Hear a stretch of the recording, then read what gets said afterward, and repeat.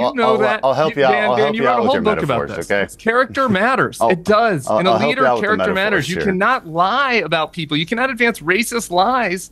And you cannot tell people that our elections are fraudulent when they're real. You cannot tell people that they're eating pets, that the government doesn't care about you, that the country's going to end. All of these lies. Tim Miller from The Bulwark was a guest on Piers Morgan, Uncensored, to discuss immigration with Trump supporter Dan Krenshaw and right-leaning host Piers Morgan. As you might expect, things got pretty intense. Tim Miller took a strong stance against Crenshaw's views, while Piers Morgan, despite claiming he's not a right-winger, seemed to align more with Krenshaw during the discussion, to no one's surprise. We'll be looking at some clips from the episode, and I'll share my thoughts on the exchange. Let's check it out together. Let me turn to... hang on, Tim, I want to move on to immigration, because I think it's another potential big Achilles heel for Kamala Harris, which is that she, whether people want to admit it now on the left or not, indisputably was the border czar. You know, MSNBC and many other Democrat skewed television pundits and networks and so on all perpetrated this idea that she was the new border czar, that Biden had put her in charge of sorting out the southern border crisis.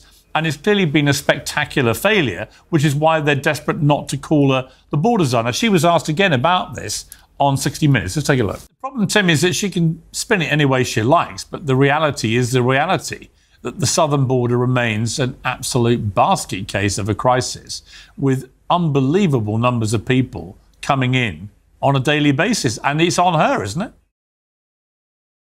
It doesn't remain that way. It's getting better. I'm not going to disagree with your point about I think there's a legitimate criticism of the Biden administration in the first few years on the border. But again, I don't think that the other offering is better. The idea that you would trust a Donald Trump and a Stephen Miller administration to do a mass deportation of tens of millions of people. Do you know who deported Tim? Did you know I who noticed you interrupt me, but not Dan as much. Do you know who deported the most people in the history of the United States? Obama deported a lot of people. I don't know if it was the most, but I assume that's where you're going. Not a lot of people. Barack Obama deported over 3 million people, which pro rata made him the biggest deporter of people in the history of presidencies. Right, a Democrat. Thank you Barack Obama. Thank you for that fact check. But I'm not saying I'm against any deportations. Obviously, we need to deport some people. I'm saying that I do not trust the Donald Trump administration that did child separations, that is going to have Stephen Miller in charge of the immigration regime. Obama separated people, kids and families. To do a mass deportation. And another good reason not to trust them is you're doing this performative thing where I'm a little bit upset about how Kamala's exaggerating on this or that. But like Donald Trump is making up just flat out lies, inhuman lies about people that are in this country illegally and planning to deport them, saying he will deport like the Haitian migrants who have legal status here in this country. He went on a national TV stage and said that they were stealing pets from their neighbors and eating them. Like, this is so mean and so inhumane. Think about for the record, I thought that was completely wrong. And I think it backfired. It backfired hideously for him. But the bigger picture. Let me come to Dan. How can you trust a person? Can I just say one last thing? I just don't. How can you trust a person like this? How can you trust a person whose character is like this, who will lie, who will tell you that he won when he lost, who will tell you that people here legally are eating pet animals and stealing them, who will tell you that we're not helping people who are suffering from Hurricane Helene? Like, he is a bad person that lies. So, Tim Miller makes some solid points here. He addresses Piers Morgan's mention of the 3 million deportations during Obama's administration. But let's be clear, Donald Trump and J.D. Vance are talking about deporting a staggering 25 million people. Miller also brings up those outrageous claims Trump made about Haitian immigrants, suggesting they were eating people's pets. The truth is, those individuals are here legally, and yet Trump, Vance, and other Republicans like Dan Krenshaw want to target them for deportation. It's absolutely insane and cruel, as Miller rightly points out. And tells cruel and inhumane lies. Let me go to Dan. All the time. How do you defend that type of bad orange man argument? The bad Dan, your response. The bad orange. And the bad orange man, the orange man bad is how they usually say it. But this Dan Crenshaw, this guy is a clown. The orange man bad, the Trump derangement syndrome, TDS, all these childish things that these MAGA right-wingers say. I'm so tired of this garbage. It's just, they're all a bunch of middle schoolers. I think middle schoolers are more mature than what MAGA right-wingers like Dan Krenshaw are. Yeah, Dan, he's bad. You know who said he was bad? You said that he was an insane idiot. Let Dan answer. In like literally 2015. So, and he might have gotten the cats and dogs wrong, but The conversation got a bit chaotic, making it hard to catch everything, but the key point is this. Dan Krenshaw used to be critical of Donald Trump. He recognized how dangerous and harmful Trump could be. But now it seems Krenshaw has decided that his political future depends on embracing Trump. It's a stark shift, and it really highlights how the landscape has changed for Republicans. You said that he was an insane idiot. Let Dan answer. In like literally 2015. So, and he might have gotten the cats and dogs wrong, but you know what's not wrong? Lake and Riley. That's not a fake story.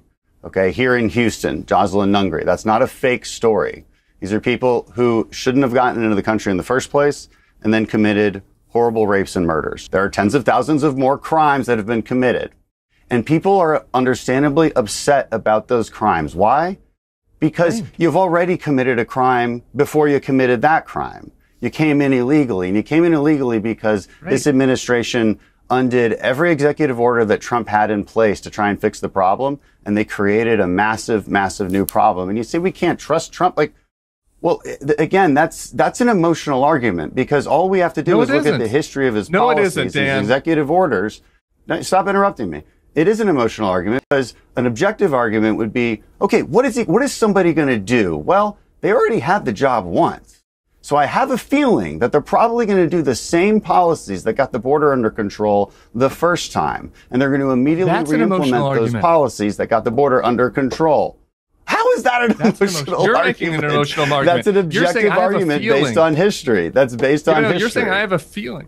This is like saying, all right, man, I got hammered at the bar. And I drove 90 miles an hour down the highway, and I spun out, and we circled around, and I landed straight.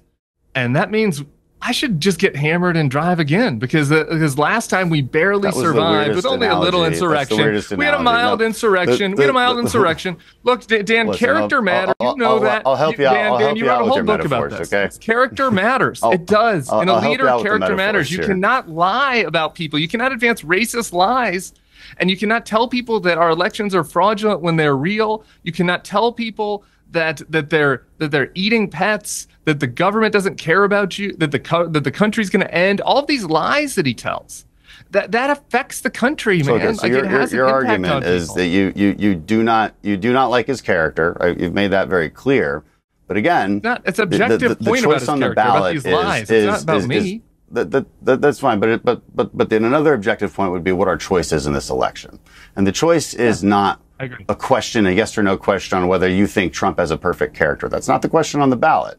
The question on the ballot is about who will do a better job running the country for the next 4 years. And this is a really interesting case where we actually have 4 years from each candidate, where we know exactly what their policies are going to be and what their outcomes are going to be. And on every metric, Trump wins on those metrics. You may still not like his character, and I'm not going to try and convince you to. But on the metrics, he wins on every single one. That's not right, though. Name one where he doesn't. Right. The metrics. Name one where he doesn't. The metrics only count for him if you stop the metrics before COVID happens, because COVID wasn't his fault. I actually agree with this. I don't blame Trump for COVID, but you can't say that all of the job loss that happened, the huge spike in crime that happened in 2020 while Trump was president, you cannot say that that was not his fault because of COVID. But then everything that happened in 2021 the COVID had nothing to do with any of that. That's all Biden's policies. Look, we had this huge disruption that happened under Trump. And if you actually just look at the metrics, of course I can. You want to say metrics. If you look at just the metrics of crime and jobs, it's better under Biden. Sorry.